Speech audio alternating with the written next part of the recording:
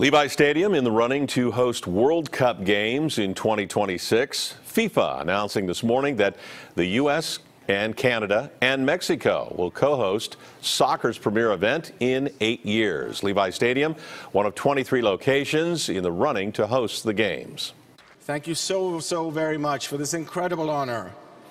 Thank you for entrusting us with this privilege, the privilege of hosting the FIFA World Cup in 2026. The president of the 49ers is calling the announcement a once-in-a-lifetime possibility.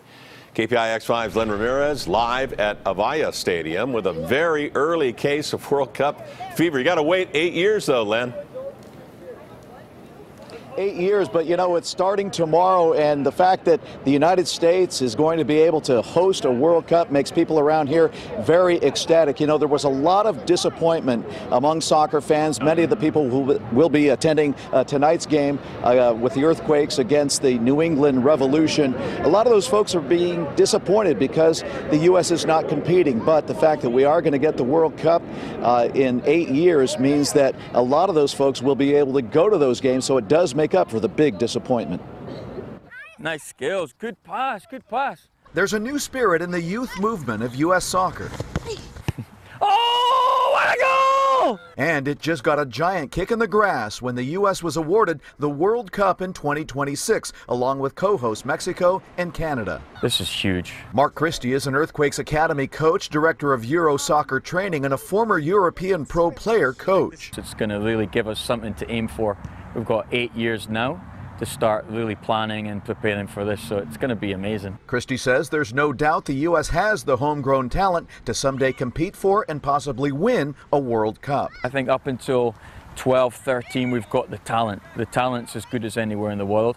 I think we're making big strides to improve what we do between 13 and 16.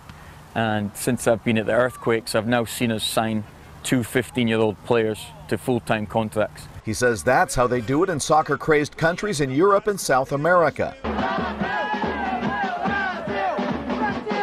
And they are crazy. They are delirious, drum-beating, samba-dancing soccer fans. This is how I reported on the World Cup coming to the South Bay 24 years ago. The last time the U.S. hosted the World Cup was in 1994 with Brazil playing its matches at Stanford Stadium. 8 years from now, it's hoped Americans will be the ones dancing for the home team.